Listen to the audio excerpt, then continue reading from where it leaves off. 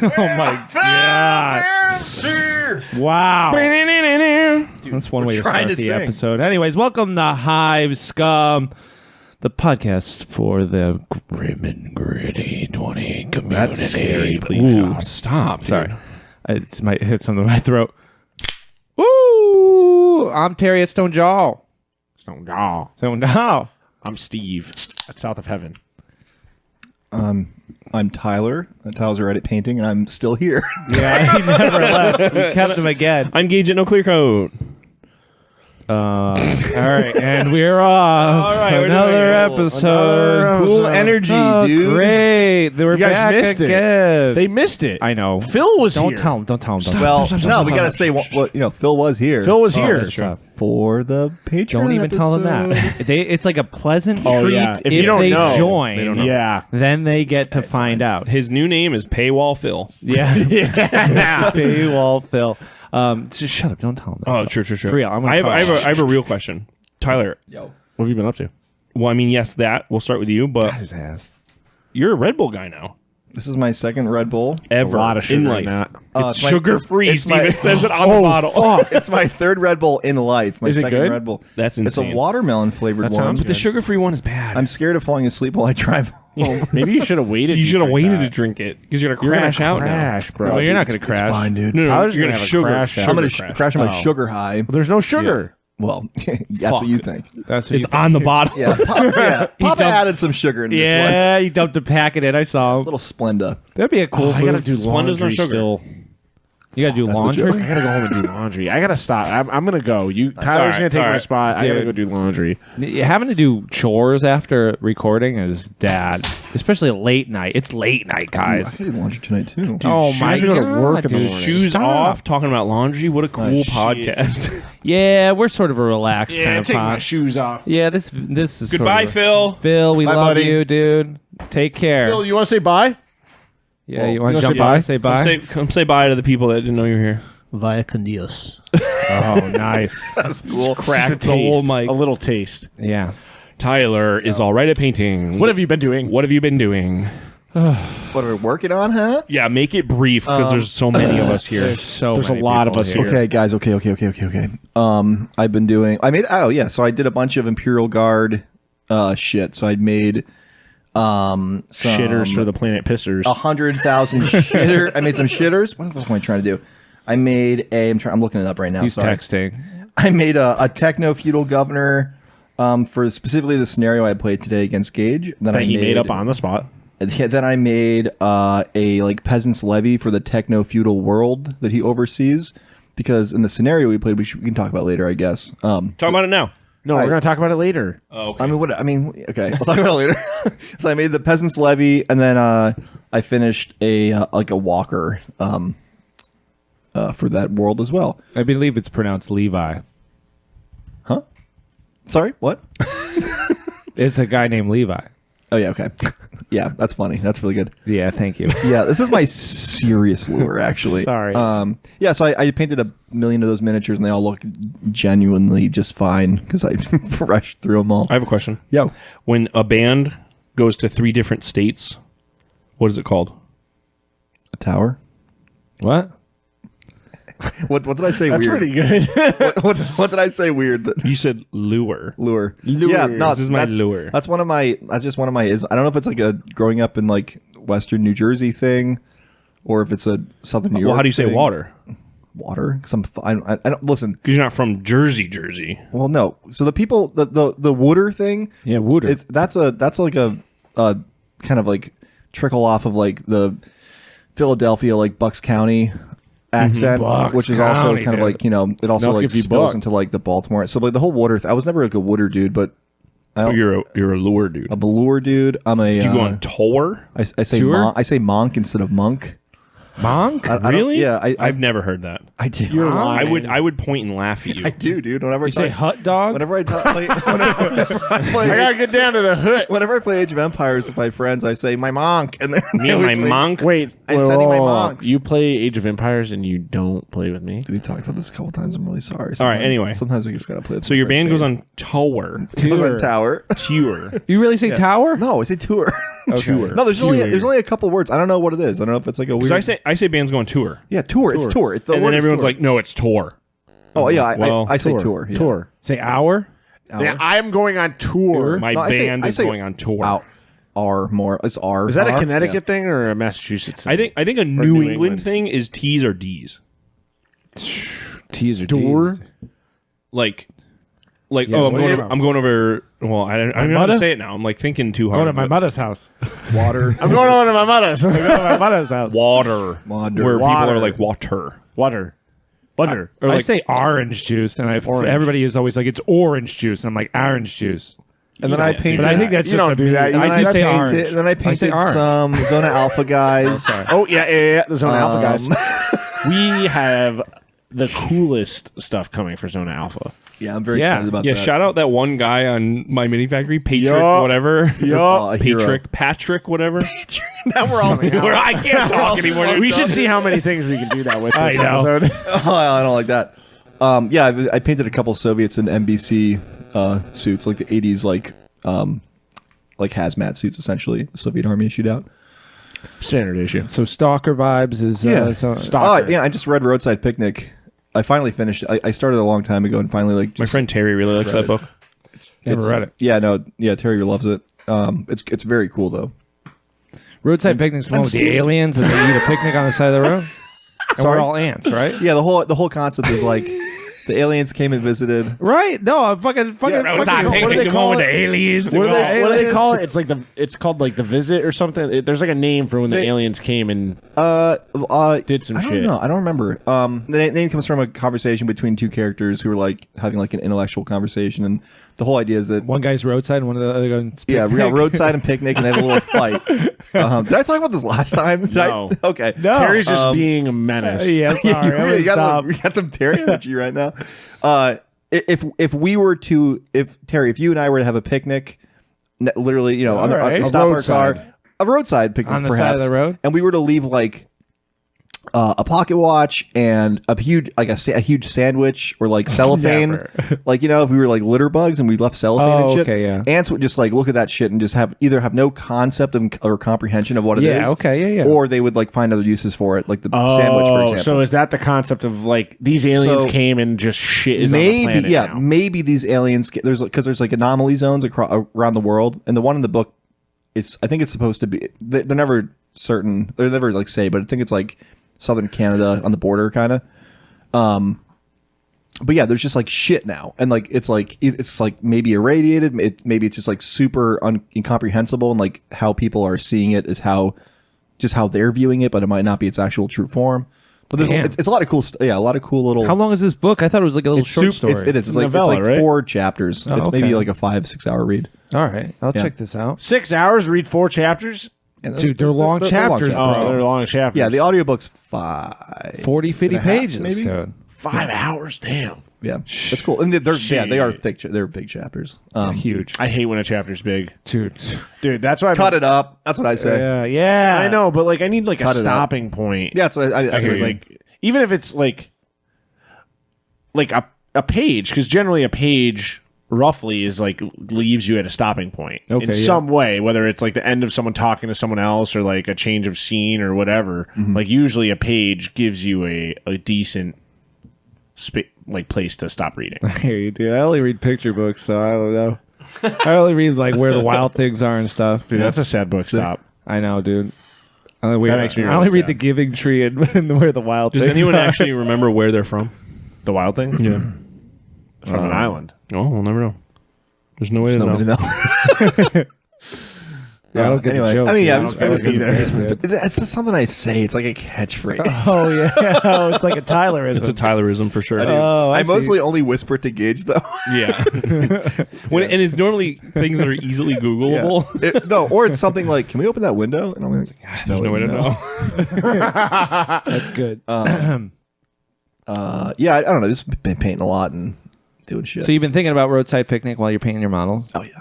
Okay. So these guys are kind of like Stalker vibe. I mean, these guys. Oh, no, these are Zona These guys Alpha. would be like, yeah. I mean, Yeah, it's all yeah, the so you're same thinking about bullshit. that. Zona Alpha is next on the block for us, for sure. Okay. Zona Alpha's Even based if it's on only Stalker, for a it's week. based on Roadside. Me and Arcane Ben have an idea for a day.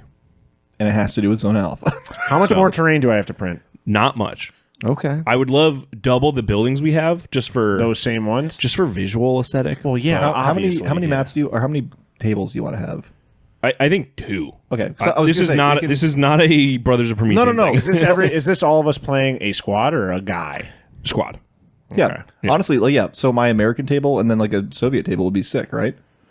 I mean, Or do you want to do it Dude, all? I would love the idea of the American table and Russia. Soviet table are connected via a weird like a portal. like a red portal that goes underground. Dude, a or little like a girl, star- or like a big blue like a- thing shoots into the sky. and a little girl is connecting them from a testing facility. Is this Mercury Is Riser? this fear? What is this? It's a Stranger Things, guys. And you Oh, shut up, dude! God damn it! I never seen Stranger Things. She didn't do that on purpose. I know. Anyway, Well, now I I'm don't want embarrassed. that. By the way, Now I'm embarrassed, and so is everyone else except for Gage, who's laughing at us.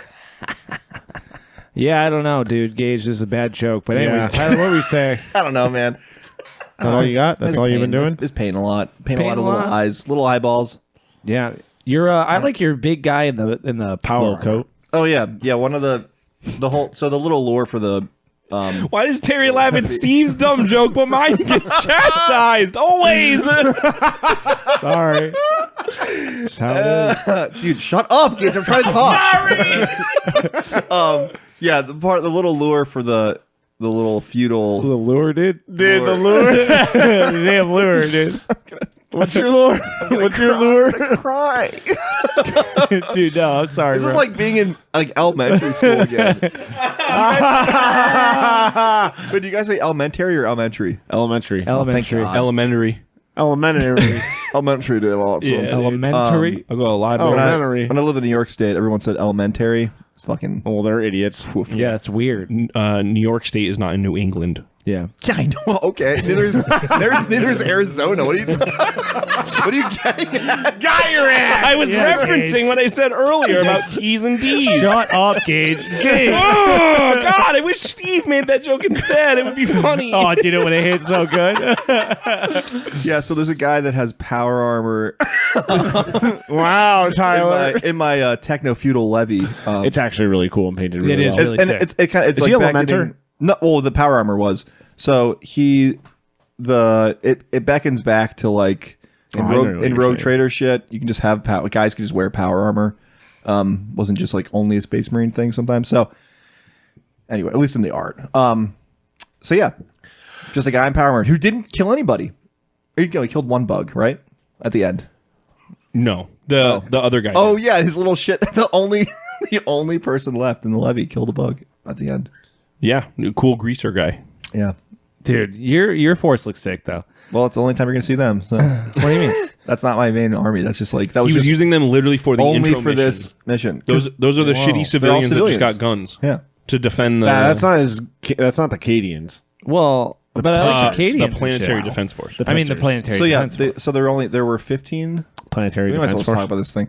There was only 15 men, soldiers stationed on that, like at that station there. Asteroid. At What was the asteroid's name? Oh God, you like me look it up again? Celestial anchor, dude. Celestron anchor. Celestro 5. Centurial anchor. That's close. Anyway, so there's only 15 men stationed there because it was like just a nothing, bullshit. How thing. big is this rock? I would say it's like probably I don't know, Like a small moon. yeah, like it's just nothing. What does that mean? And they're only probably Well, living. Steve, look at the moon and make it smaller. Shrink it down, dude. Great joke, Gage. Thank you so Fucking much. So cool and funny. But I figured there's only like one mining facility on this small little thing. There's 15 guys there. They're essentially like overseeing, and then there's a penal colony there also that's mining. So they're Panel? there's a pennial colony there. But yeah, so the army. I'll post a picture of it if I remember to. But the army was just it was all just literally just civilian defense force kind of shit. 15 guardsmen, and then up 2 huge penal squads, and then a character.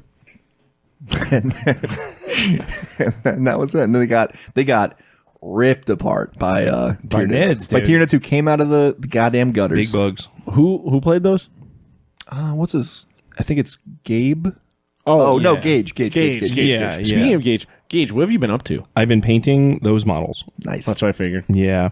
I really wanted my first game to be BFG, like I've talked about the last 12 episodes. And it wasn't. And it wasn't because my friend Tyler was here. But I said to fix this narrative hole we had, I really like Tyler's idea. That's a New England fucking... Yeah, that's an idea. Dude, what is happening? What is happening tonight? I don't Gage, know. you're getting older. This is just with the time. Yeah, I gotta start saying... I gotta have a kid, so I started putting S's on things. No. No, I don't want a kid. So no, please God, no. The story though, I wanted was that these bugs, or maybe like part of a gene stealer cult or something that existed prior, on the rock. and they just happen to live here. And because my bugs look like, what are they? Stink bugs or sink bugs? What's a sink bug? The black and red, Like a centipede? Like a house centipede? no, there's like Fuck you there's an talking actual about? fucking term for these things. House bug? What do you call them? Stink bug? Bugs. Earwigs, No, dude? no. You talking earwigs? Black and red bugs. What are they called? Centipede? I'm Googling No, this yeah, live. yeah, This is yeah. great content. No. for me. I'm going to guess. A lantern bug? Is that what it's called? No, those are the invasive ones that people shoot with salt. Those guns, are right? black and red. Maybe. What else is black and red? Well, I have no service, so a stink bug. no, not stink. bug. I think it's sink bug. Potato bug. You know what I'm talking about? Well, I have no service, so we'll never Yeah. know. Yeah. There's So no way to know. there's no way to know. There's no way to know. So anyway, they just existed on this asteroid, and then Tyler's guys trying to come find the 3 engineers that were there to run the mining equipment. Kind of just woke them up. So it wasn't like it wasn't anything that was like It's like the ship landed on it and it was like. yeah, and they were just like, what the fuck, just like wiping the crust out of their eyes, and then rubbing they're like, their eyeballs. Yeah, like laying dormant. And then there was only 3 engineers on the planet which you used as objectives. We had like 3 civilian models that were the objectives. And the idea for my guys was I had to either save and or at least keep their brain intact so I could create servitors out of them. Copies. yeah, their brain data was worth more than they were. Yeah. But they were the only people who knew how to operate this facility, which was, very integral to the Imperial operatings in this area. So I'm going to have, because I lost horribly. It wasn't horribly. Oh, it was pretty brutal. I'm going to have that play into my army moving forward. So I'm going to probably in my headcanon have my guys lacking in something, whatever was being mined here. So maybe I'll take one less vehicle. Or even I'm thinking it'll affect the defense of one of my vehicles because the plasteel won't be made as properly. Right, or it's close. They couldn't source it Exactly, or something. yeah. Yeah. That's pretty cool. I have a question because I know we're not doing Force Org. Yes. Truly. Yes. Because Tyler taking units of guardsmen is cool, but obviously they are worth nothing. Cheating. They are the guardsmen units are worth Yes. nothing. Yes. But Tyler taking 6 units of guardsmen is I'm pretty keeping it cool. I'm keeping it so the Force Org thing I went 1 over, and the squad that was 1 over was just a 10-man of regular guardsmen. Should have made it 20. The fuck, dude? I know. Yeah, I was gonna tell you. You should have did I was that with gonna- your You didn't bugs. fucking tell I me? was gonna freaking tell you, dude. Oh my god. I I told had a him. legal list. I told him, guys, at the beginning, and he said, "I don't care." Kind of like a cool guy would, Yeah, I did. You went, "Pfft, I don't care. Look away. I flipped my hair. But I'm keeping it within reason. So, because I could really could spam 14 units of 20-man, shitters. It would be cool. It would be so much dice, but they're still bad. They Yeah. are so bad. Yeah. We learned Weight that- of shots does not solve the problem here. Because at the beginning of the game, I was like, "Listen, man, because you just played against Joe, Yep. and you you understood your army to a good degree, and I was like, listen, this could be a real shithead move, and if it is, I'm sorry, and we can rectify in some way." And but that's when I said, Psst, I yeah, don't you're care. like, whatever, dude. But because I was like, I've got 80 infantrymen on the board plus a sentinel. So I was like, man, maybe I could just roll him, but he just chewed through in the first 2 turns. You probably killed You rolled 2/3 of my guys. You rolled typically how I would, but Gage also did that. I did on the really important rolls. Yeah, you did pretty well on those. But yeah, no, it was still pretty evenly balanced. Yeah. We're still pretty 5s and 5s across the board for everything. It was my gene sealers that were the real showcase. Truly shredded through by the 15. I had my 15-man garrison in my whatever headcanon. there was a 10-man squad of like regular guardsmen, then a 5-man squad of just better upgraded guys. And the 5-man squad got wiped in one turn. When, your scions? When his essentially. The veteran warrior, technically, yeah. but the soul snatcher lord. They your guys ambushed behind them and just destroyed them. And then What turn did that happen? Two. Yeah, they did like a cool tactical advance to like get one of the civilians, got around him, and then like the second they would have started moving away with him, the Tyranids came up from the ground and just ate him up. Tyler moved his guys into like a really good cover spot. And I was like, damn, I'll never get over that. Truly, I was like, I could just ambush them, kill them, and then put my keep that hero good cover there. spot. Yeah. Did you take the objective when you did that? We did objectives at the end of the round because we were making them sticky, so they would stick to your squad. Because ambushing units can't control objectives. Yeah. Yeah. It would have been. If we truly think about it, He should have just ate it. I think they would have just eaten them. I think They did. Like later on, we were like, oh, it'd be cool like if my guy jumped away with the engineer in his mouth and like ripped him in half and threw like the torso at the guys or whatever. Real scary moment. Yeah, but it being sticky is also funnier. That my gene stealers are just like, has it in his mouth. okay, come with me, like arm around their shoulder, Right away, sir. But yeah, mostly that's been like super fun to just be painting those. That's mostly what I've been working They on. look great. We bashed. Terry, you and I were supposed to play Warfleets the other night. Yes. But we instead got carried away with just making all our ships. Yeah. But a little hobby hack I found, dude. Oh, a hack. Making those ships, gel glue. Paul swears by gel glue. Okay. I still don't. I still don't. I really don't like it. However, what I thought was super cool, the gel glue that we have here, the opening on the bottle is very wide, so it comes out in a really thick diameter. Mm-hmm. Whatever, like the thick 1/4 inch like schmear that was there, if you accelerate spray, it's instant filler.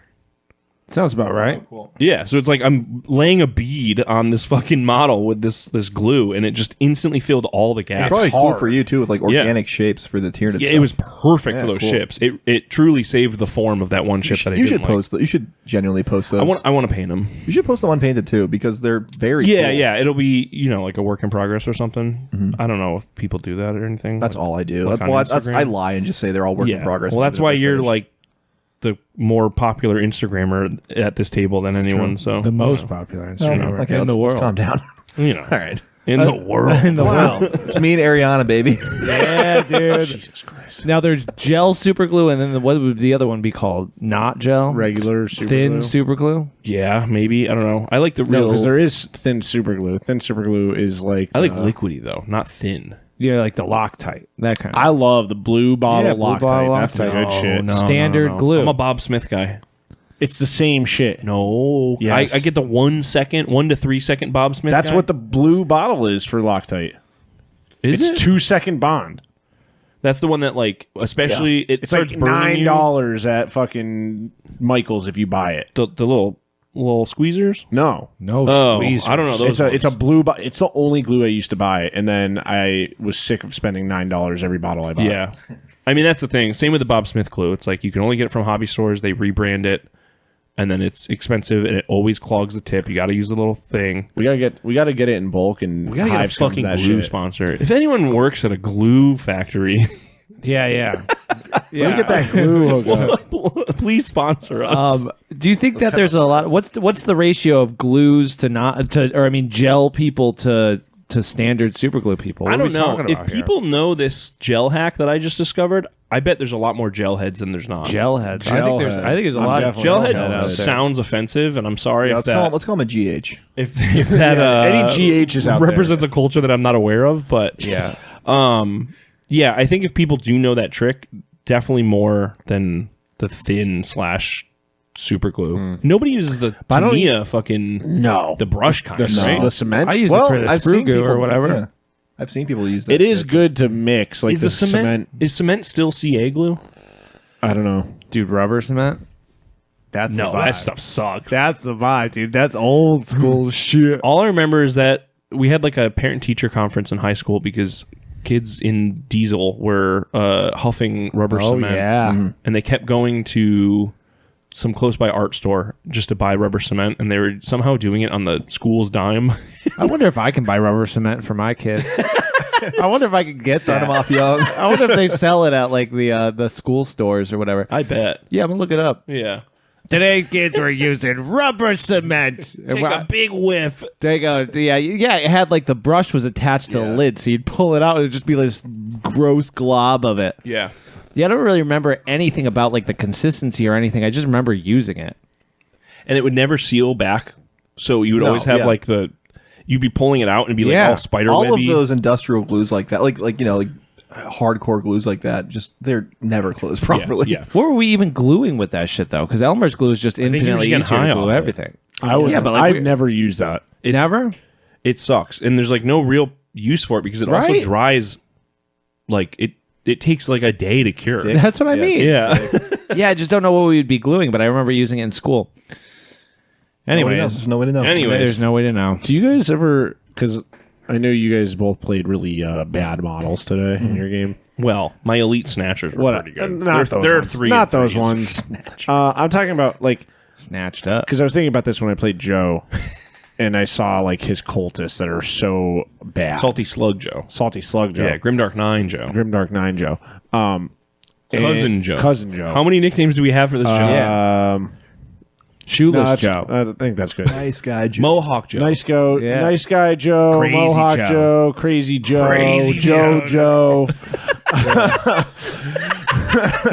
Jumpin' Joe? Jumpin' Joe Flash, Joe. baby. But I was thinking about how miserable it is to shoot a unit of 10 guys, either 10 or 20 shots depending on your guy, and how you hit on 5s or 6s, and then None hit. you hit with like 2 of them, Yeah. and then they just block them. Yeah. Yeah, But- ask Tyler about but that. He happened 14 times tonight. I want you to think about that, and then think about how 40K it's shoot, and then you have to wound them, and then they get a save. I know. And how like I feel like OPR still takes a bit to get through. Yeah. like with a big game, like I can't even fathom how we still long- had a 2-hour game. Yeah. I mean, we were fucking around, We were but- definitely Yeah. fucking around. but talking to Phil for well, and we were we watched the distracting whole. you We and watched the shit. whole interview. Yeah. yeah. But like, I can't even think from going from this to playing 40K how Oh, long I it would know, take I to play know. 40K now. Like, oh, hit, wound, defend. Like, Yeah. how little stuff must die. But I know that's not the case. But like, I don't know why it feels like it would be way worse. and the balances are different, I'm sure, and like everything, I'm also curious what the point values because you had 80 models something like it was like 75 or 80. Yeah. and we played. How close to 1250 were you? I was 15 away. I was 10 away, and I had 20, 30, 42 models. So But I both of wonder us- if that could like equate. If we were playing just to like maximize points and damage, and what we each could have taken essentially, well, you would have taken like the equivalent of vehicles, and I could have taken like a tank, and a walker, a transport, and that would have really dug into the 1250. Yes, I still really want to do a Upsal Gene Sealers list, but I would love that. You got to paint more jeans. yeah, that's the problem. I don't want to paint. Come on. No, dude, I've been having a blast. I've been having a it takes blast. you 10 minutes to paint those guys. I've been having a blast, so I cannot complain. Suck it up. Yeah. Speaking of sucking, it up. Terry, what have you been working on? Yeah. Hey, good segue. Good suckway. Anyways, not much. Honestly, these last 2 weeks, school's coming to an end, and it just is like crazy town at school. And Freaking bailed on the first Thursday in like years. literally, it's like I knew I was going to be exhausted, and I got to Thursday, and I was like, dude, thank God I bailed because I want to just like pass out.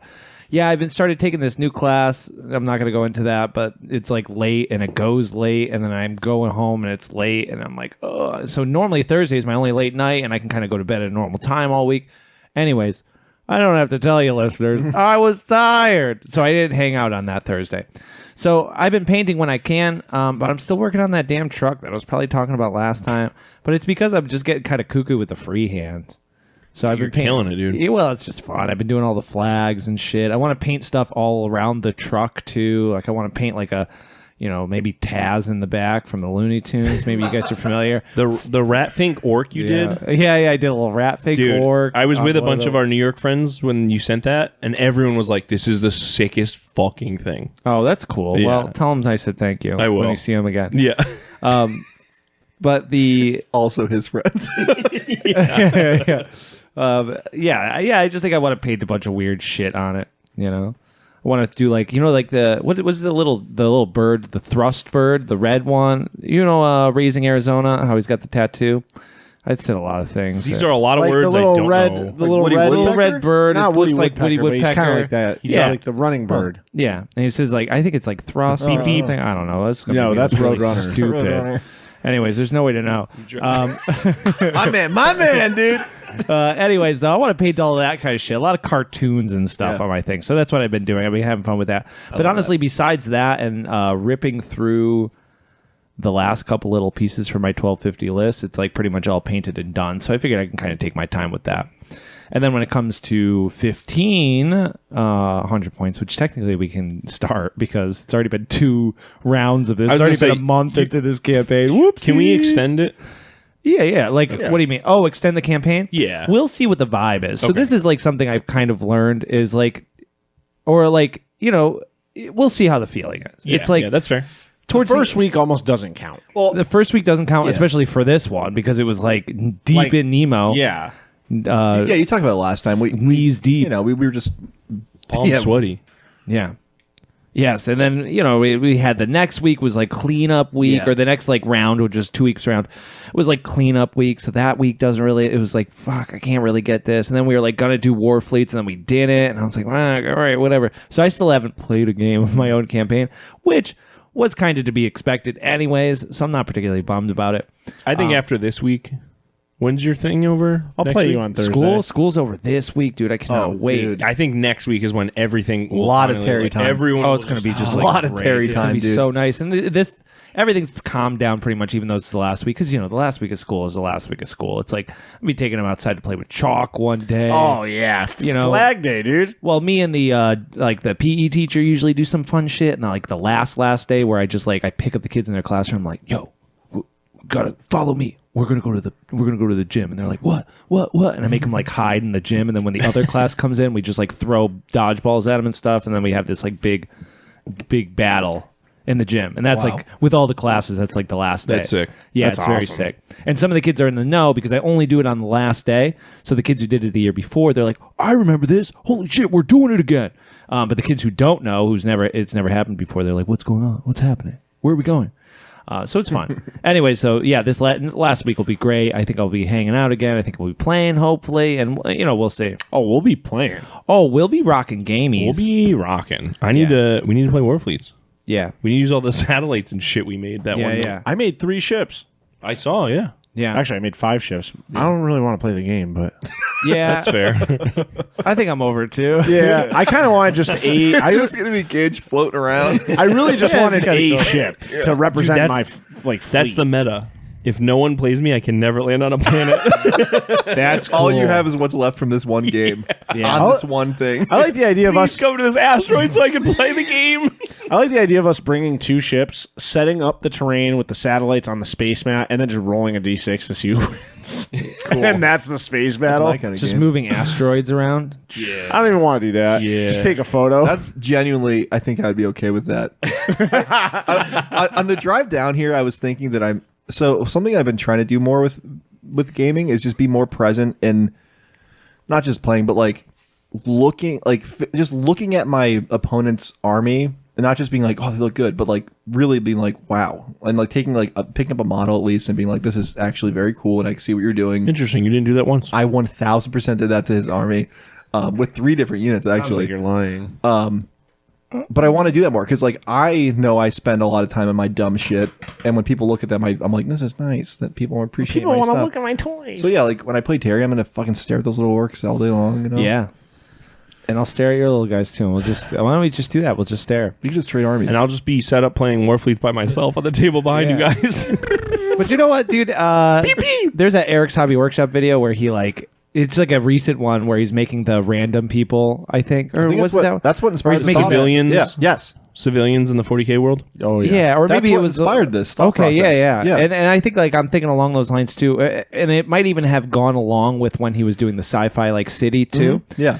And he says in there, he's just like, you know what? It's like I just like to set up the dudes and like pretend that they're doing stuff for the city. And I'm like, you know what? Playing Fair, pretend, dude. I feel that. I feel that. Dude, Genuinely. That was like when we did End Transmission, the second one at TMX. That was like something I had in my head. And like Adam's the one who ran it because I was busy, running demos. But like the idea of there being like NPCs running around and they're not necessarily hostile and you could still interact with them. Like, oh, there's a thing here, but you don't know what it is. So you walk up to it, you roll a D6, and then it like you check the list of what it is. It could be a number of things, and then you roll another D6 to see if they're either hostile, nice, or indifferent. And then you'd have like a little RPG moment. But it just exists on the map while you're playing, and I thought that was like it makes the game more fun. Dude, and it goes into our freaking main topic. It does. Yeah. But we have to hear something else before we get into that, but that is 100% what our main topic is. So save it. Don't say it. Okay. Yeah. Don't spray it. So what else you got? That's it. Nothing. What else you got? Yeah. I've been doing well. The Kickstarter just ended, so I have to do that. Good. Have fun, dude. Yeah. Have fun, dude. You can hire my services for $200 an hour. To do what? I will pack all of your shit for you. Well, I can do that. I need someone to help. And I'll do it for $150 an hour. And I'll hang out and say, dude, this is really cool that you did all of this. Congratulations, bro.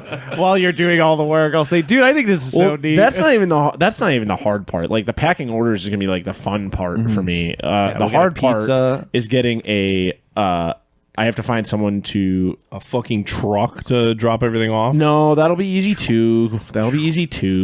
It's I have to finish redoing the layout for the book, which I don't want to do it. So if anyone out there has exceptional layout skills, please email me at underthedice@gmail.com. But really listen to that. Exceptional. Not just not just some guy that does it in his fucking spare time like I do. I need someone that knows what they're doing. Or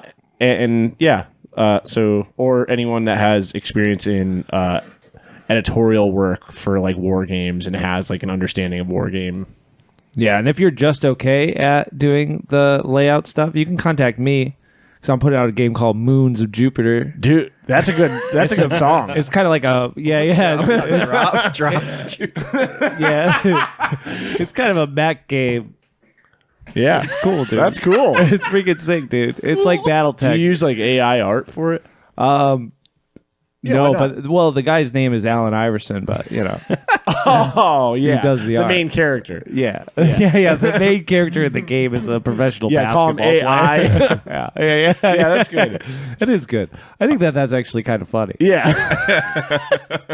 But yeah, the Kickstarter finished. We had like 700% funding. I don't know if that means anything. 709, but who's counting? I think it's 780 Gage actually. and I are counting. Okay, well, Fucking, and we had 1089 backers, which is insane.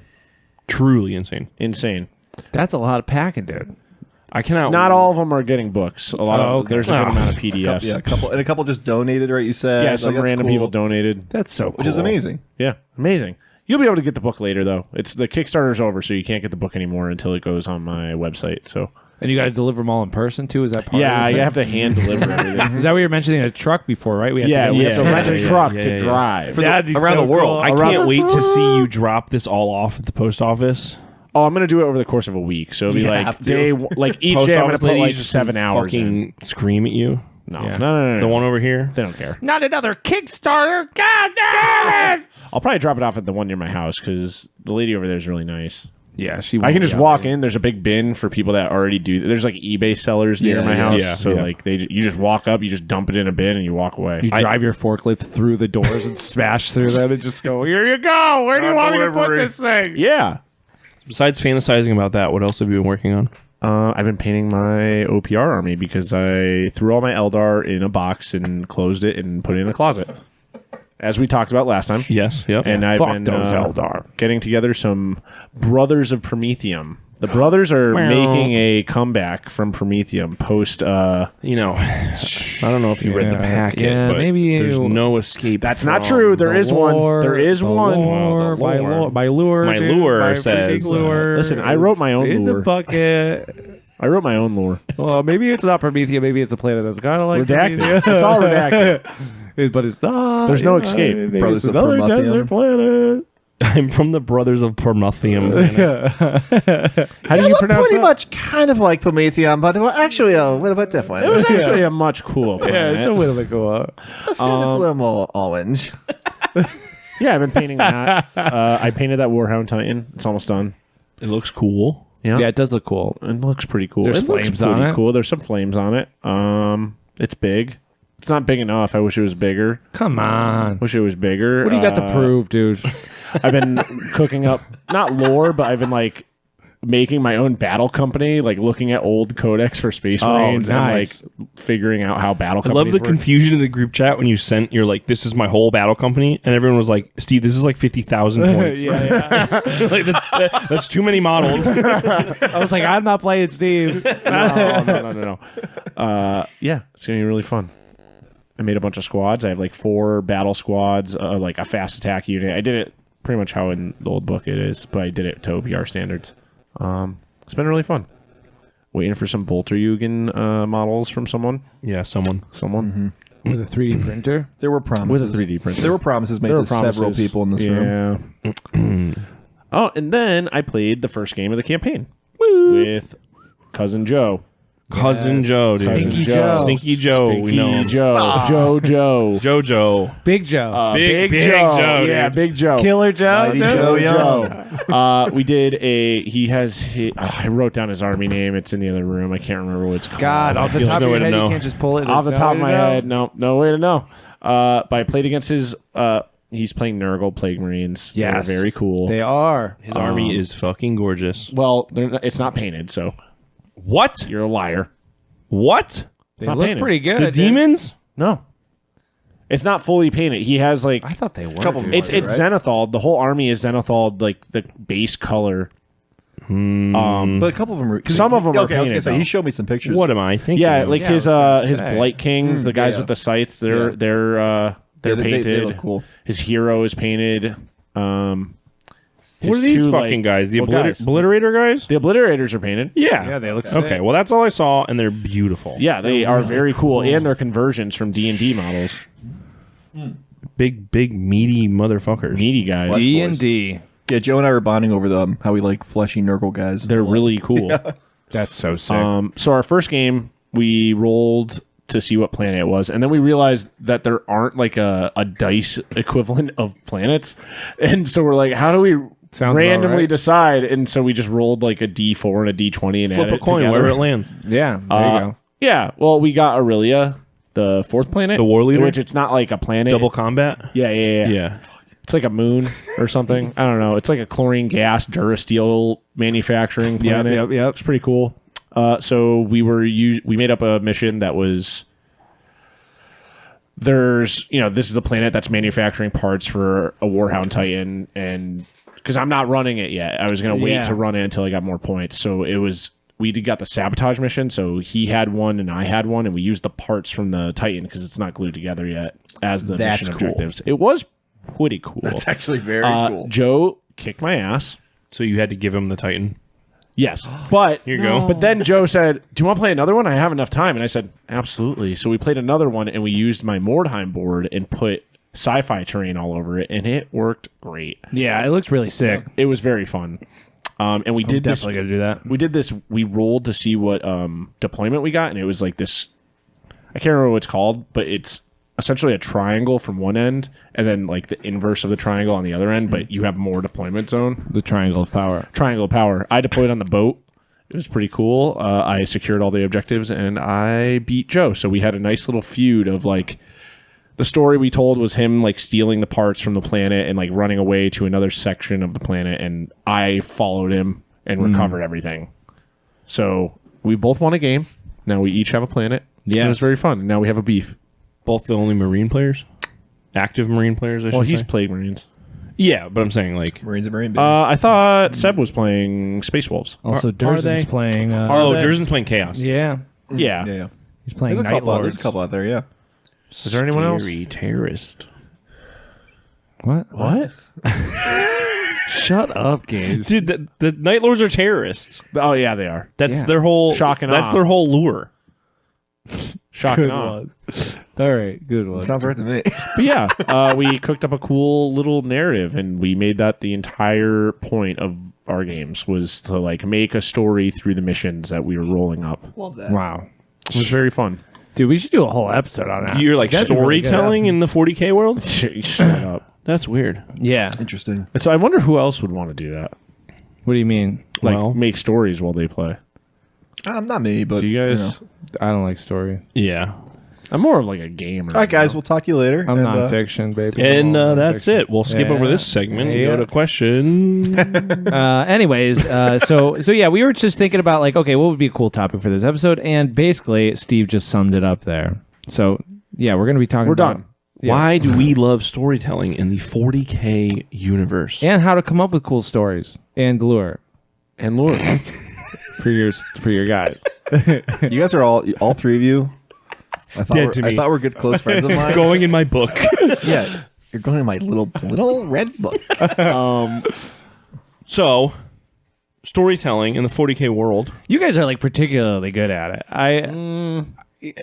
I mean, honestly, everything that you just said is like fantastic. Yes. Coming up with little cool stories Yes. based on your I games. don't even and know all if that it's stuff. good or if it's just like something that, because that's how I think that's how like the collective us just thinks, even if we're not telling our opponent, right? I mean, yeah. Oh yeah. So we're just talking about it more now. To me, it's like I'm making you play the yeah. pretty much, yeah. It's like it's always, especially like with wargaming. For me, it's always a question of why am I here? Why am I doing this? Yes. And in real Like life, scenario it's like, wise. well, why are you here? in all of it, right? Big So lure yeah. Why, wise. why am I here? I want to hang out with Tyler. Okay. What is the reason for this game? All right. Well, it's always like reverse engineering what's happening. Okay. Yes. So we built a city board because we just wanted to play on the cool terrain. That was cities out. are cool. Yeah. Cities cool. Okay. So he's got mining colony guys. Oh, yeah, 3 NPCs. Cool. Those are engineers. Oh, you're here for resources. Yeah, we Okay. just- So you're working backwards Yeah. in the narrative. Yeah. of And we that. spent what 2 minutes of our real life just like kind of talking that out. Yeah, and I was like, literally, you were excited about yours, and I was like, "Ooh, this makes me want to talk about Yeah. mine." And then I was like, "Just go ahead and answer first," because I was just too excited. Yeah, so it's yeah, like, yeah. It, And just was perfect. yeah, it creates the narrative of like, well, why are we doing this? What is here? And it doesn't have to be like you were saying with the Eric video about the civilians in the 40K world. You're just I didn't say answering. that. Well, Yeah, actually I did. I think say it was that. dude, great idea, straight dude. up, Yeah, dude. yeah. dude. I love Eric's How You Workshop. Yeah. But it's like it's a role playing perspective of just sometimes I just want to put my guys out, and it's like that's just role playing anyway. Yeah. No, but go back to what you're saying just for a second. Yeah, I'm here for another 45 minutes, so not just a Shut second. up. When you were talking about like reverse engine going backwards. Yes. So where do you start? You start with a board. The then? question. You guys started. The okay, question, the question. why are we here? What are we doing here? But you guys set up the board first. In this instance, Yeah, yes. but because it kind of selfishly kind of played into my force org, my very specific like colony based I see. force org. There were so because we're getting ready for Zona Alpha Day, there was just these like hab block buildings out. These like brutalist blockhouses. Yeah, and I was like, oh, let's play with these. And it was like, okay. And it was like the mat is like, there's certain parts on that play mat that you have that are just like open to rock. And it's like, okay, well, I that's, love to rock. it's like, I'm well, open to it. okay, well, this is now a mining area. It's just like, it doesn't have to be this like we were even joking. Tyler has this insane name like he always does for all of his units. What's your guy's name? let me look at this. Yeah. His leader. The leader for that scenario was the techno-feudal governor Lord Cyril Stellan Whitney Windsor. And I was like, "Oh, cool!" So now I need an answer. I need to come up with a name for my guy, and then he's like an alien. So it was just like he's, and it was just That's like, pretty good. All right, cool. That's the name of it. But it's like you're just answering why. Yeah. I have to let you know I've been naming everything in my army. in love with everything in my army. I'm in love and that's sick. I have a tech priest now, and he's But got why are 3 you doing that for a storytelling perspective? for my own headcanon for the Because army you want the full list, and you're taking from. Oh, that I'm writing list. their names on their fucking bases. Yeah. I'm very excited. The thing I'm most excited about is my tech priest. That is like the reason they have the Titan. His health markers are going to be little servitors that I'm going to build bases for. Yes. We were talking about this off. I think we were. Camera or off pod or whatever. Because I've got like a Voxcaster and like a standard bear. Just like I've got other guys to represent the wounds of my heroes, right? Like this little retinue That's of like a great so idea. yeah, standard bear, Vox guy, maybe like a psyker or something. And then like Steve was like, I'm doing the exact same thing. Like it's what a cool way to like have your It wounds. just conveys a story by looking at And it. it's one less it's one less annoying dice I hate next to dice. a guy. Yeah. And I mean, it visually is more appealing. Yeah. That's really cool. Yeah. Age of Sigmar does that with a lot of their shooting units. Oh, cool. Where you'll have like a guy that's like, oh, when you get a buff, you put the little runner boy. Like Cities of Sigmar has it. Ogres has that Yeah, with yeah, all their yeah. like scrap launcher. Yeah, guys you and run a stuff. little idiot up, and then it's like when they don't have it, he like runs away. Oh, very like cool. He's literally going to get the ammo. Oh, coming cool. back. So going back to what you were saying, though, you guys came up with the whole story while you were here, one-on-one. Yes. Collective storytelling. I had, like we said last pod, the whole time I was like, I'm playing Warfleets first, so I can figure out what my little bugs are doing in space. Yeah. I want the narrative to come out of what the hell they're doing. But you guys didn't talk about this beforehand. You just met Not up at- at the table No, and you're just like, collective storytelling. we And want to then- use yeah. this. And Okay, how does maybe- that play into what we want to tell? And then you both felt at the end that you were satisfied with like the story that Yeah, came entirely. out of it? Because And- now, like Very maybe cool. maybe these bugs, now that they're not dormant anymore, they were part of the fleet. They broke off at some Yeah. point on this asteroid. Now they can like Signal. use the hive mind to contact the birthing Yes. mother, the brood mother, whatever the fuck yeah. it is. And that's why they come into this galaxy. And with my guys, it's like we lost contact to this entire civilization on this asteroid. And like you were saying, you're not getting plasteel anymore because the engineers yeah, aren't it's there. like what the fuck happened? Our little ones and twos on our data sheets aren't coming in from this one tiny little 300-man operation. We're gonna send a small unit in there to see what's going on. Oh fuck, there's Tyranids Damn. and orcs and scary That's marines cool. and yeah. How long did it take you guys to come up with? Was it just 2 kind minutes of tops. It was just going Literally, back yeah. and forth. You guys were like, 2 okay, minutes what tops. about this? Yeah. What about this? And then you guys even just kind of offered back even and forth. That's pretty neat. emergently coming out of the game where Tyler took one of the engineers as the objective with the are those Casterkin models? What are they? The strong PDF guys that you had? Oh, they were the old Scions. no, whatever they were called before the science. Fuck. Stormtroopers? Elysians. Yeah, stormtroopers. Yeah, Yeah. So no, I wish they were Elysians. No, That'd be way cooler.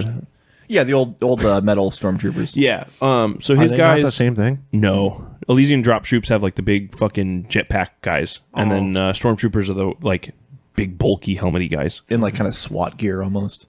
Elysians are like true scale almost. Yeah, they're They're pretty small. cool. I They're like that very truck cool. they have. Yeah, I have one. I know. It's Not ever going to be painted. it's very rough to build. I'll say that.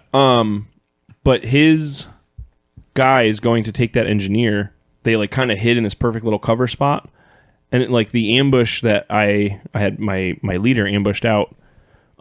He's in a jumping pose, and I was just like, cool. So he's now like his lore of jumping out onto this squad.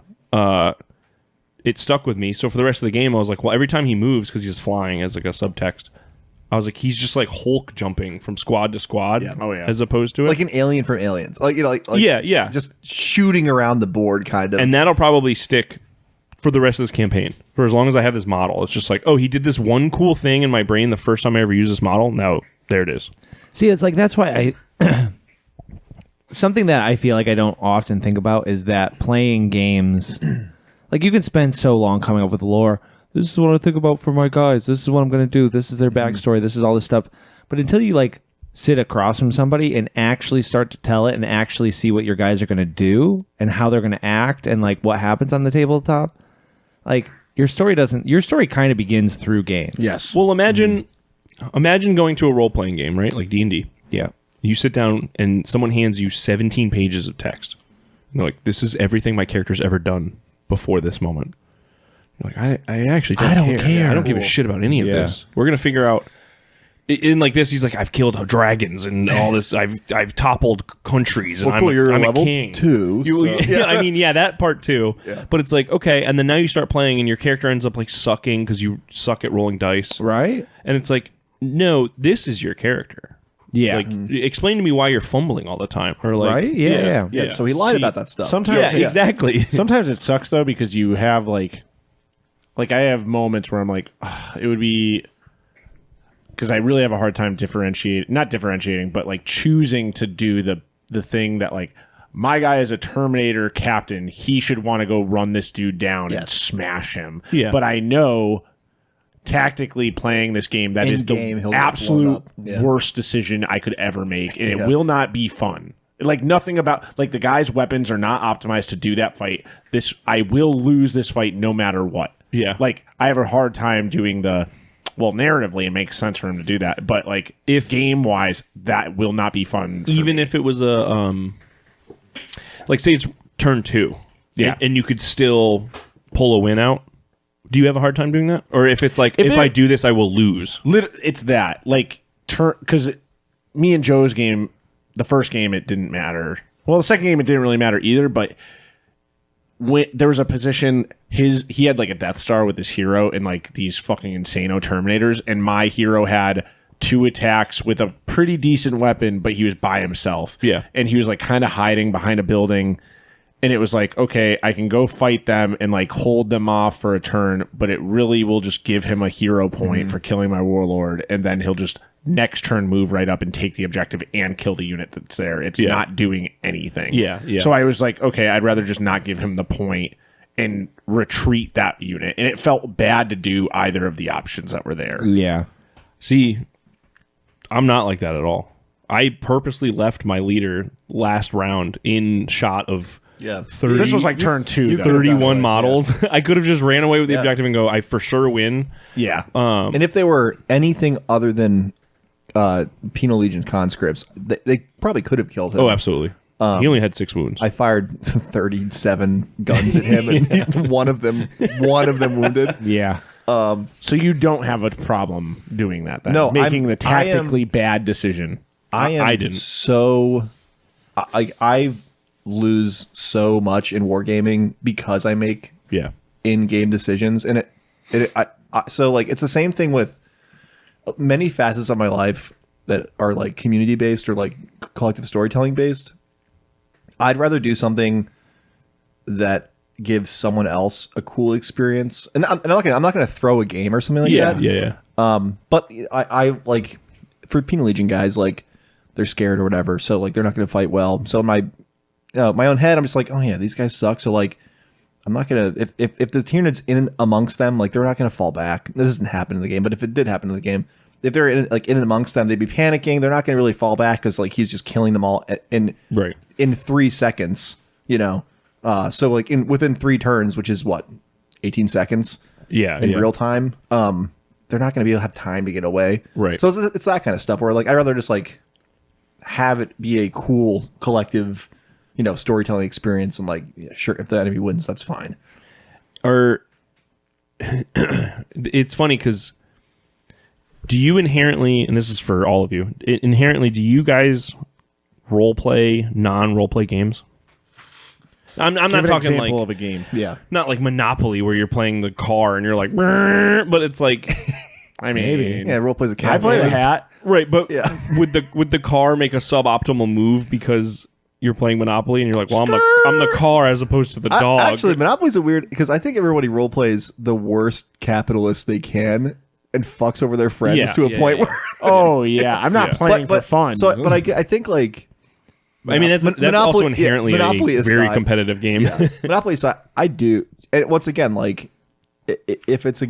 What's another game? Yeah. Give me another game. I'm trying to think.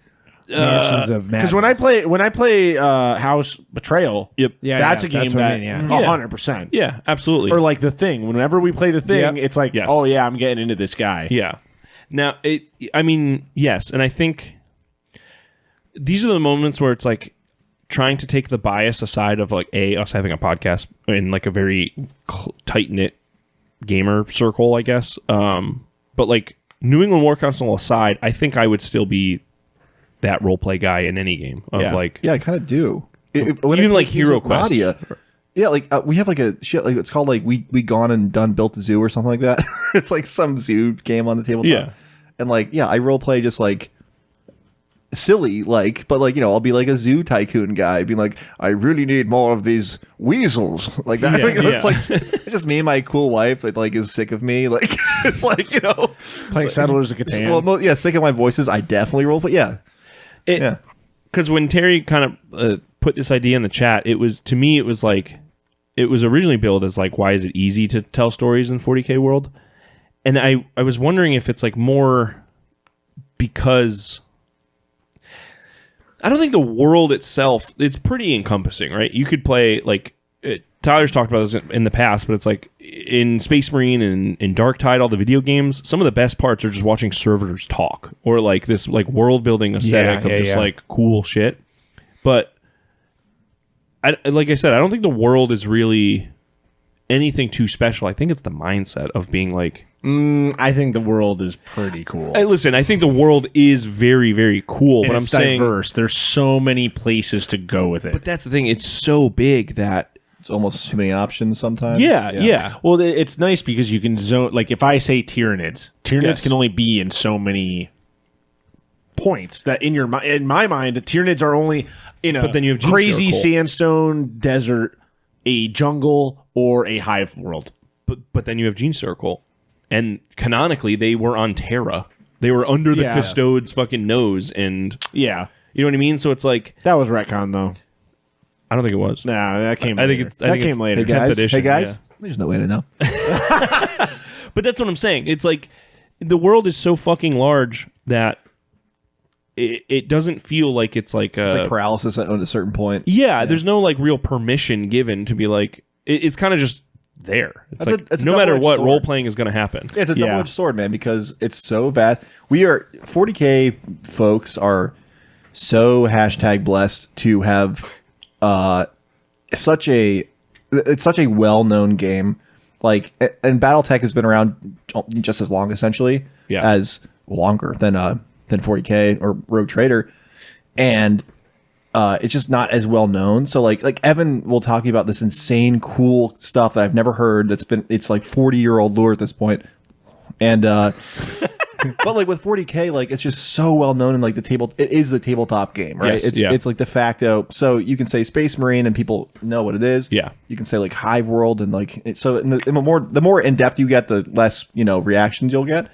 But it's a double-edged sword in the sense that like you can set something on any kind of planet with any kind of race or armies, and there's probably there's a chance that it probably already happened somewhere there's lore in the history of it, or it's like it's such a vast thing. Like Terry just made up a galaxy, several galaxies essentially that aren't in the main 40K galaxy, and that's fine because it's so big. It's so big because there's. Sorry, I'm not a scientist. So, galaxy, how many suns? One? A lot. Millions. Because Milky Way galaxy, there's millions of suns. Yeah. Right? So there's systems, and then there's like how vast this. There's stuff. Even you look at that map, it's just not even. It's not. It's in the picture, but you don't know what it is. Exactly. Well, going back to what you were saying, Steve, though, about. Because, like, honestly, I hadn't really even thought about, like, can I role play in this game? Can I leave my thing in a suboptimal position to, like, tell a story? And honestly, it's like, we were playing regiments for so long, it's a different mindset completely than playing regiments. If you're doing that kind of vibe where you're like, Binky's gonna fucking charge up no matter what. Like, I'm like, fuck, I didn't even think about that. Like, and I'm glad that we had this conversation because, like, I don't know if I were to just play a game right now, I'd probably be chin scratching. Mm-hmm. I'd probably be still in that chin scratch mindset. Just shitting on me with 6 trucks. Yeah, like, what should I do here? Let me try a pincer attack where I'll come in from both sides and have the rest of them charge orcs forward would or do something that. like that. Orcs do chin scratch a little bit. Except, it's like, now, fuck, I got to think about, like, what this character would actually do. And I hadn't even, like, I feel like I was playing regiments for so long where it's like regiments is a very regimented game. Like, it's very like, okay, like these guys are in a block of 5. It is a tactical game. Yeah. And it's localized too. And so is Grim Dark Future, but we're not playing it that way. Do you think the difference is literally just the movement trays as far as I think so. tacticals? Maybe. Because it's like they can't kind of break away and do It is very lended- specific. It lends with itself everything. more. You can't make It's a tactician's game. Yeah. a suboptimal squad move. Because you'll literally lose. Yeah. And it's like everything is blocking everything else because its square bases Yes. are so bulky. Me and cousin Joe were talking about. I was telling him about Binky, and we were talking about I was telling him about the hook thing and like rolling a D20 and stuff. He's like, "Oh yeah, he should make like a full D20 list. Like one is he just dies. One he dies if he does the thing. But like you know, the higher you roll, the better or cooler the thing is that he does with his hook. You know, Yeah. See, like those kind of things, it's like, fuck, man. Yeah, you know, you kind of like house rule it. Yeah. And that's the fun. Like that. Like. Army games are very cool because I love setting up an army. I think it looks awesome all together. But I think skirmish gaming is really where you have the room for those role play moments. There's different levels to role play. Like we just said about regiments. Yeah. You can still role play regiments. No, you totally can. For sure. The fucking narrative event at Under the Dice Fest is a perfect example of that. It is different though, but it's a very different thing. level of role play. But even in our campaign, like when Steve and I played each other, we just treated it as a mock battle. Yeah. So I've been trying to figure out how to play you and Paul because like in my head I was like, I'm not fighting Imperium guys. I've actually got ideas as to how you could fight us with some like bad intel.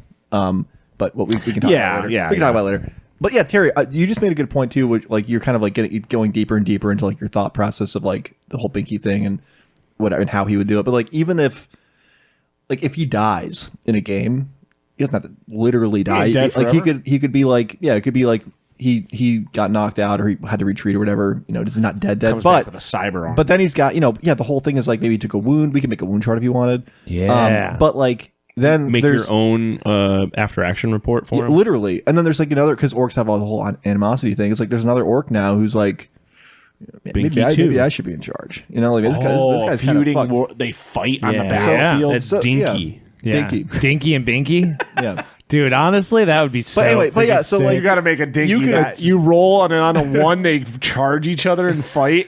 Dinky's really small though. But how sick would that be? Is like if you're like, yo, Tyler, can you make an orc and like fight me 1-on-1 in Grimdark Future Firefight, and then like whatever happens is like that's the kind of shit that my brain instantly goes to like how can I make this oppressively in depth like to a point where dude, it's insane.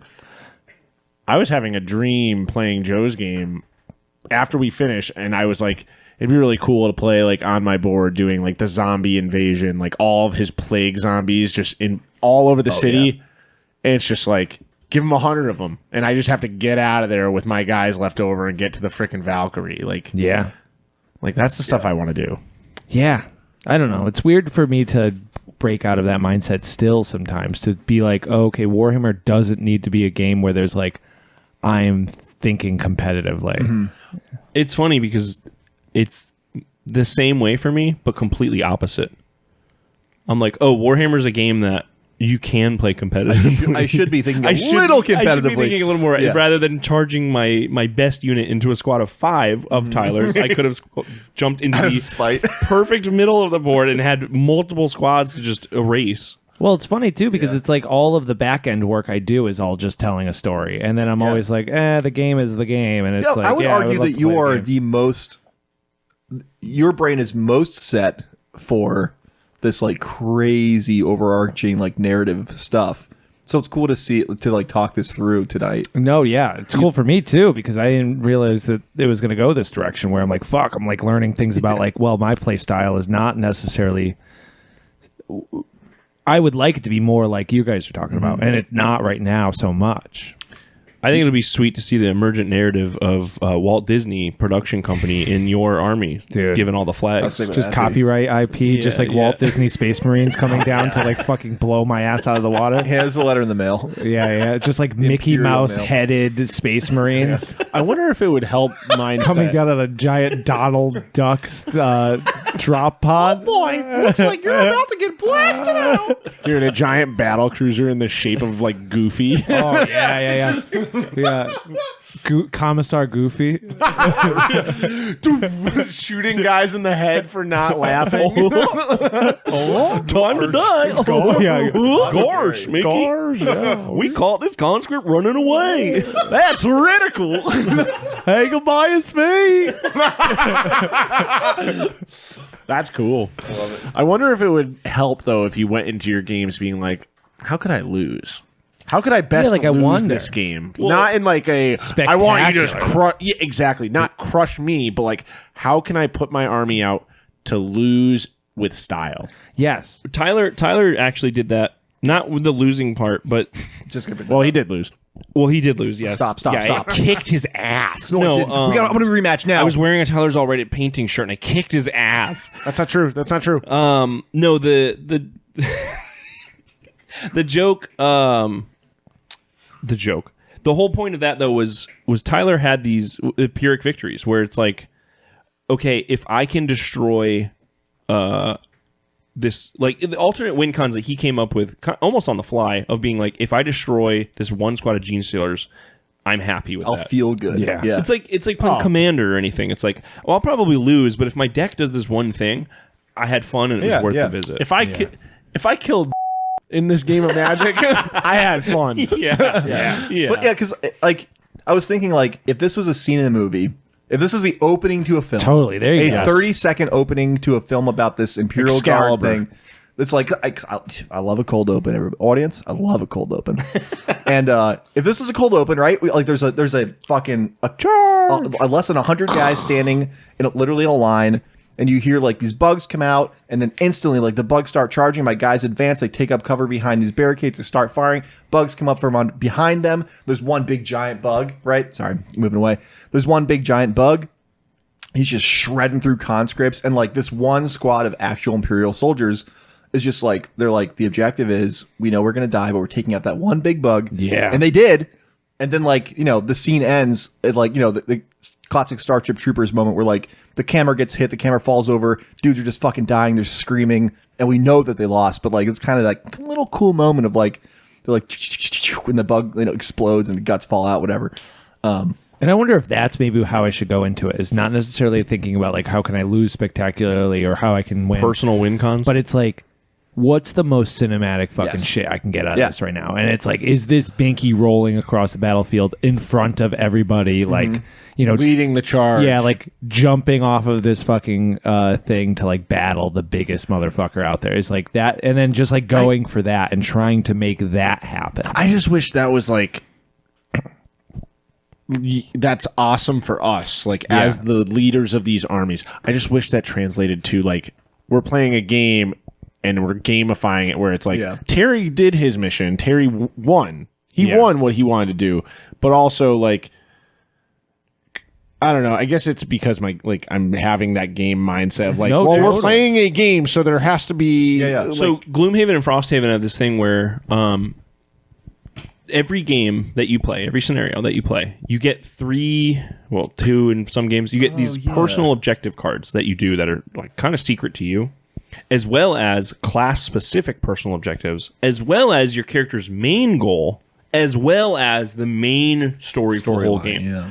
So, like, my personal Necromancer is so lost in the story because I've been so busy with cons and stuff that I haven't been there for most of the games. Leland does a great job of typing them up, though. Of course he does. But the thing that my Necromancer cares about right now is just collecting things to go to this one special mission in the card. But each scenario, I'm only getting these little win conditions for the map.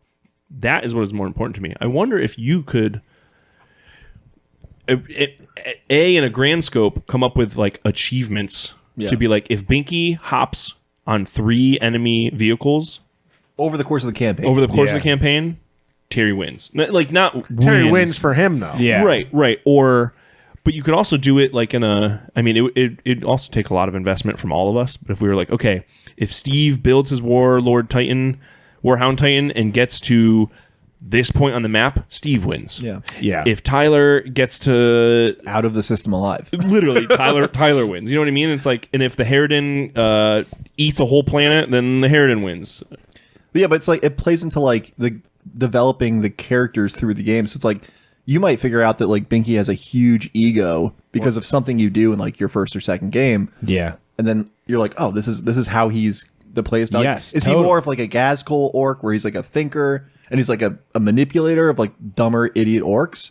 Or is he like just a fucking speed? He's literally a speed freak, right? True speed. Yeah. So like if he's like standing on top of a truck, holding onto a fucking iron bar with a gun, just shooting in the air kind of orc. Yeah.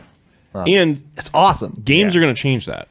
No, totally. Tyler and I's game that's- entirely changed everything for me today. Yeah. And that's why my mind was kind of blown that you guys just like sat down and went back and forth. And it's like, of course that would make sense. Of course that's like how you should come up with like a scenario when you're playing. But then to tell the story and to figure out more about your characters through their actions in the game is like, now that I'm saying this, like, of course it is, but I do so much back end work that I feel like I don't rely enough on the front It plays end. into it, though. Sorry, I had to sneeze there. That's pretty adorable. It plays into it, though, where, like, back end for the campaign as well that you did, but we're on an asteroid that was, the one sentence that it was a mining colony? It was like it had a what is it here? I got it right here. A gigantic meteor with a synthetic atmosphere terraformed 300 years ago in order to expand the population of Sargos 3. Boom. So right there changed. Kind of took the idea of like, oh, it's like a teeny little, tiny little moon for lack of a better whatever. It's a meteor, and I was like, a couple hundred people are like literally working on this. There's a penal colony that is forced to work there, and there's like a civilian population and the tiniest little fragment of soldiers. When I played the Kill Team campaign at the store that should not be named, the one building that my custodes got to hold up in changed my entire narrative. It was a cool name. Hell yeah. I changed every single bit of everything that I had written for. Had wrote. I mean I done writ them, but it was like, okay, now they're like Black Hawk Down, just chilling here. I love that. And I will not go for other spaces, but I will defend this building no matter what. Yeah. And it was like, I don't know. To me, it's more emergent narrative is more important and generally easier. Where it's like, okay, if Binky sucks your first game, that's going to change everything for you. Well, it becomes like a Nezareth. He gets fucking Yes, lost. exactly. Meton. Meton, It's just like the he's the jerk. He never gets anything he wants. Right, Yep. right. Damn, throwback to like there's Meton, like you gotta bring him back. My techno feudal governor from the first game. I want to roll to see kind of even odds kind of thing. Yeah, D2 kind of thing. And just like, if I get one, I'm just thought about this. If I get an odd number, he gets just absolutely executed if he survives, right? By the goofy commissar? No, yeah. Yeah. Oh, Gorge! yeah. Look at the rabbits. Or think about the rabbits. Sorry, everybody.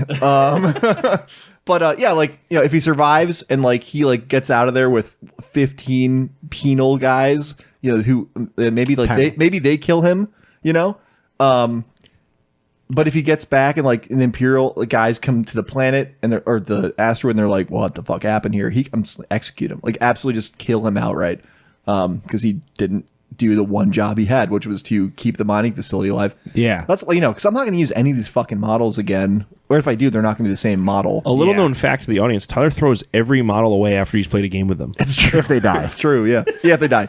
But right into the bin. But very, very specifically, like I really am not going to use. I'll use 10 of the models continually through the game just because like they're going to double up. But yeah. Yeah, I don't know, man. This has got me a lot to freaking chew on. And orcs are so fucking cool, dude. No, and it's like I'm like stoked. I'm just stoked now to play a game to see what happens next in the story that I want to make. Yeah. And I'm stoked too now, like, because I was texting you guys and I was like, I'm going to think of a scenario for you guys. And I was going back and forth trying to think of a scenario, but it's like, it's true. You really, if you're playing like narrative, like especially like a campaign based thing like this, where it's like it all is supposed to exist in the same universe or the same little subsection of the galaxy, it's like you really do need to kind of sit across from that person and talk it out.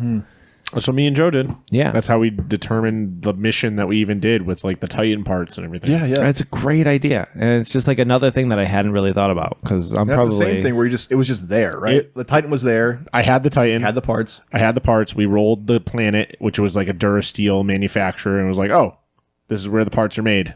That's where So cool. we're picking stuff up. And you're in the way. The rule zero of every game is the most important thing. What kind of story do you want to tell? What kind of gamer are you?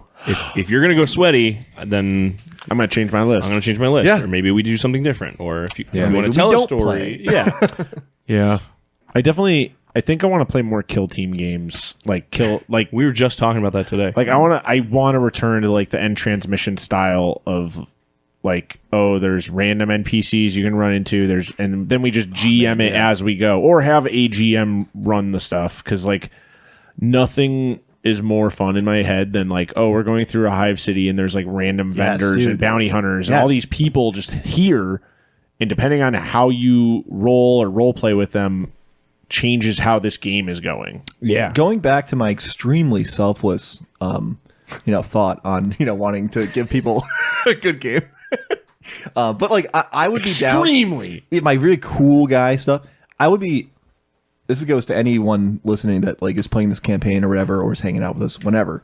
I will always play an NPC in any game. If like two of you guys are playing against each other, and you're like, oh man, I want like some civilians on this map. I will play 4 civilians to your heart's content. Yes. Because that's fucking cool. And then like both of you don't know what's going to go on, right? Yeah. Dude, I want to do Star Quest so badly on my stupid board with like every house has little guys in it. Yes. Like there's just shit everywhere. Like I was telling you, I love that. when I first started reading Eisenhorn, I got so excited about that first little vignette they do about him being on that backwater ass planet stuck with this like warp storm above him, and he just can't leave until his mission's done, and then some fucked up shit happens. That's the first chapter, so I guess I could spoil it, but like I'm not gonna. Yeah. But like some shit happens, and it's like while he's like doing inquisitorial work, investigating a bunch of random deaths that happen, and it's like that would be fun to play on the tabletop. Like, oh, we're all inquisitors searching through this city, and there's like prompts and there's little plot points, and like someone's GMing your little. And literally, game. like I'm going to now just like make a D20 roll of 20 random 40k NPCs that we can just roll. Show up. That are nothing's crazy. There's no crazy like this in disguise like chaos gods. It's just like the worst thing would be like he might be a cultist. Yeah, that's what I'm saying. A cultist Or a gene like stealer. a psyker in hiding who doesn't want to get fucking. It makes your brain explode when you get near doesn't him. want to be like sacrificed. So he's like a rogue psyker, and he's like, I don't want to fucking get sacrificed or get forced to fight. His head's a little bigger. Yeah. But like, little shit like that we could just kind of roll up and bada bing, bada boom. There's the guy. Ink 28, not 54. Yeah, never 54. We'll see. Well, we'll see. Sorry. Yeah, we'll see. I don't know, dude. I cannot. I actually don't want to play 54. I have 28 millimeter, guys. Yeah, Gage, you're kind of flashing me your phone there. I can see what's on your phone. What's on there? We got Ink 28 at home. Yeah, we do. You wanna answer some questions? Wait, is this one your? Possibly. Hello? From the Hive? Yeah, you guys say it again though, so it sounds good. Oh, you mean like questions from the Hive? Nice. Those kind? Yeah, exactly like those. All right, so we have a question from Brothers of Rotberg Street. Whoa. As a community, how do you think we grow but still retain its core values of kindness and DIY? Kill the weak. Kill the weak. Only the strong can survive. Yep. Man, what a huge... That's like a huge question. Yeah, that's an episode question. Kind of loaded, and I'll start with a easier answer to hopefully lead you guys into I actually it. didn't even hear the question. All right, Take ask your it again. pictures over Start there. it from I'm the sending beginning. this to Daisy. As a community, how do you think we grow but still retain its core values of kindness and DIY? Get the shitters out? gatekeep. Yeah, I mean, honestly, like it's like, yeah. I think we've talked about this before. A little bit when I was before. on, but like a little gatekeeping is okay, in my opinion. I think we all maybe agree. I think If you're not fun, yes. I don't want to play with you anyway. I think the problem is gatekeeping is such a vague term Yes. where you're not really gatekeeping, you're shepherding. Yes. You're saying, okay, this person sucks, and we're going to keep them out. Thank you for putting a positive spin on it. Yeah. Positive spin by saying people suck, but it's they do. But no, it's like you said, you're molding it to make it what it should be, or keeping it consistent. Yeah, you have to curate your space in your group. Yeah, quality control. Especially if someone comes in hot with a fucking business only mindset, and you're like, this is not the vibe. Yeah. Tone it down. And it's happened many times throughout our groups, like of people. I will say from our personal, like under the dice fest, growing is hard.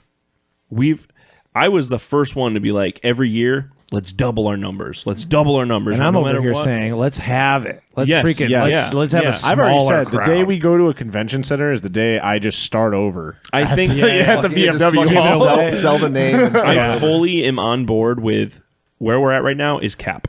Yeah. No cap, we're at cap. No cap, at cap. It is. Unless we find a warehouse or something that... I don't know. I think exactly. I think for physical spacing, yes. I think for people-wise, no. Oh, I know. Once there's more people, like, because right now it's already hard enough to keep an eye on everything, like enough eyes around everywhere. But everyone's pretty good at like self-policing. Like we have enough friends in the crew and like around that know what's. I just mean for full. I mean, the scene definitely self-polices. I'm saying from a just like core values, like John is saying. I think if you get any larger than like a 300 cap event, you start really getting into that. It's only face value interactions, and it's only businessy at that point. I already feel like I only have face value with everyone. The collective sacrifice. We're running it. Yeah. So well, that's why different. I feel that way. Yeah. I run into this a lot with the nonprofit thing I run. So we've had this conversation a bunch off mic. Yeah. So it's like we've got for that thing, for the living history thing, that the nonprofit thing, we've got tons of people who want to be involved in a higher level of like organization and like taking roles of responsibility, but we have such a specific, once again, like not gatekeeping, but kind of shepherding mindset. Curate. We have to curate because it has to be a very specific way, right, to make it as historically accurate as possible while also maintaining. I'm really going off here, but not really maintaining our core values of like authenticity, which there's a whole litany of things that that means.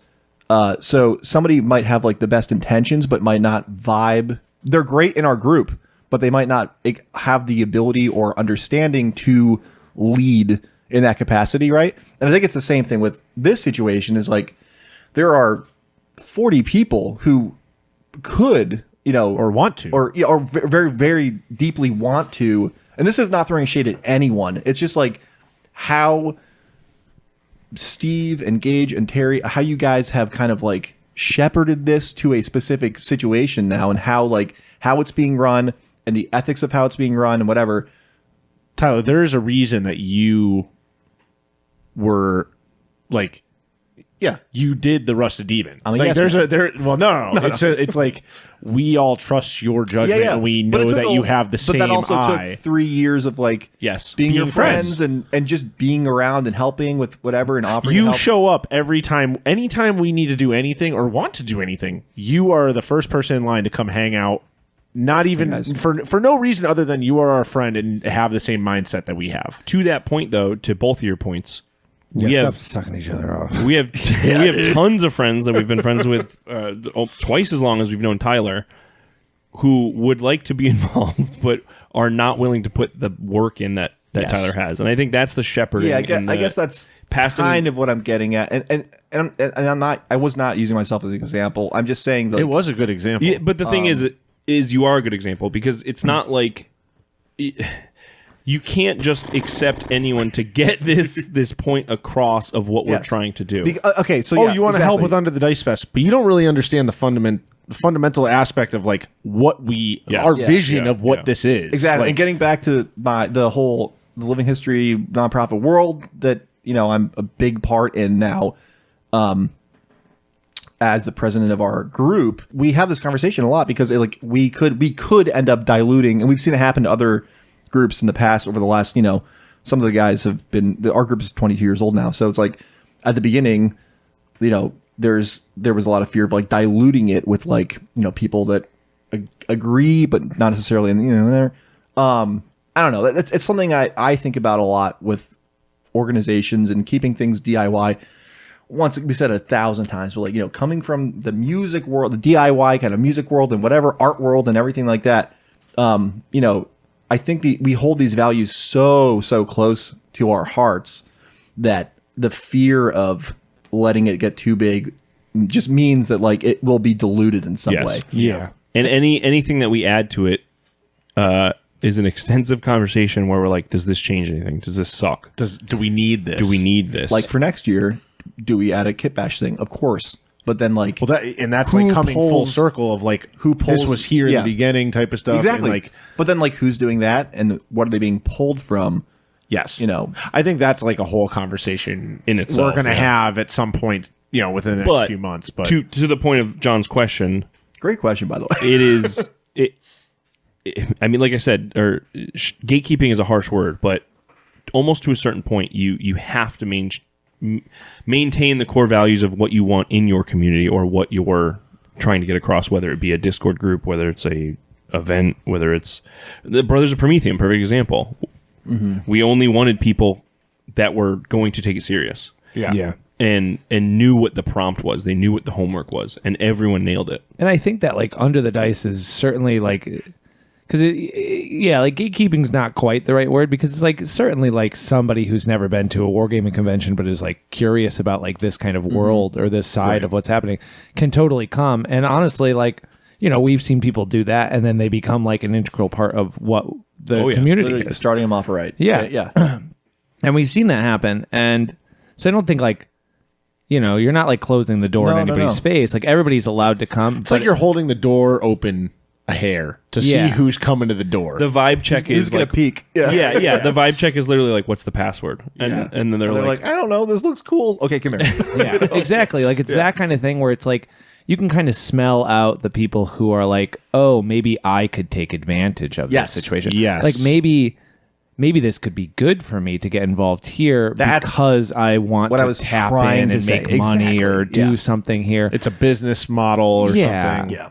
Like because I can release a paint range that's maybe like grim and dark. Yeah. Because as silly as it sounds, like we don't make money doing looking at how successful we were with Under the Dice Fest, like there was no real leftover money for like putting in our pockets. Like no one got a paycheck out of that. No. We got some printers to make stuff for the event. It entirely goes back into it. I would be personally, I would be bummed out if after the fact you guys were like, fuck yeah, man, we're all getting hell money. yeah, I'm getting my Lambo. Yeah, like I don't like that. Yeah, but what if you got the Lambo too? Oh, it's okay. No, that would really. I would kind of. I don't know. Like I'd still hang out with you, but I'd be kind of bummed, being like, that's not what it's all about, dude. Yeah. But once again, then like I would. We're straying a little far from this question, but I'll tell you right now. Going back to the question, I'll tell you right now, like.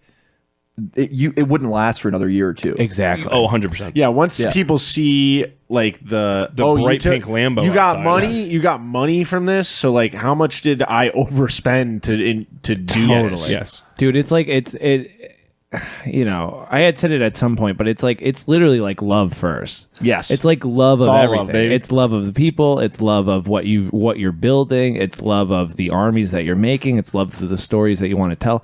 It's love of all these things that like tie in ultimately to how successful things go. And it's like the instant. And it's like, dude, it's tough in this modern world that we live in because so much of everything is like figuring out how to like get an edge over somebody. Yes. Figuring out how to like nickel and dime something, how to like be better than someone else. Everything's content, everything's competition, everything's content, and like community is cut out or put down to the bottom as sort of this like rinky dink kind of thing that's like, well, you'll never make money to having a community.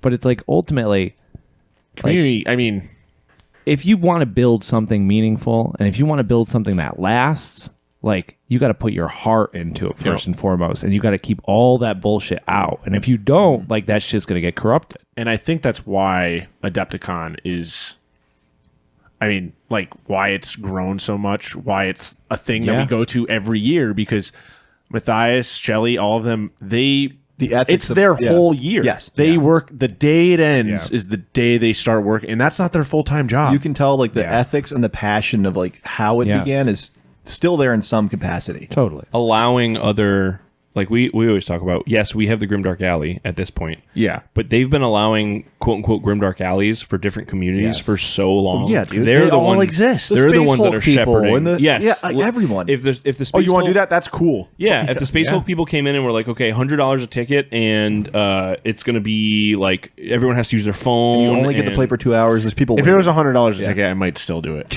But what I'm saying is, like, if they totally were cashing in on it and they were saying it was like specifically for a thing that wasn't about making a It's for an iPhone game that you have to pair when you play. If it wasn't just a sick ass Space Hulk board, they wouldn't have allowed it. It would last for another year, and then people would be like, "That's actually stupid." Yeah, that was fine. Yep. Moving on. Yep. Yeah. I don't know, man. It's all about the community Yeah. and the love, baby.